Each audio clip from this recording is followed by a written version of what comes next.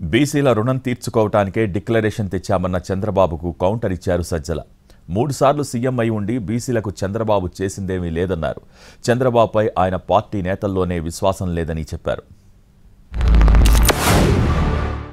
ఇది 10 సూత్రాలతో వెనుకబడిన వర్గాల కోసం బీసీ డిక్లరేషన్ తీసుకొచ్చాం. మీ దశ దిశ మార్చడానికి ఇది ఒక అవకాశం. 40 ఏళ్లుగా 42 ఏళ్లుగా ఆదరించారు. మీ రుణం తీర్చుకోవడానికి జై హో బీసీ కింద బీసీ డిక్లరేషన్ ఇచ్చామని మరొక్కసారి మీ అందరికీ విజ్ఞప్తి చేస్తున్నా. ఒక దుస్సాహసానికి ఒడిగడుతున్నాడు. బరి తెగించి ఎస్సీ డిక్లరేషన్ అంటున్నాడు, బీసీ డిక్లరేషన్ అంటున్నారు. మరి 14-19 మధ్య ఏం చేశాడు?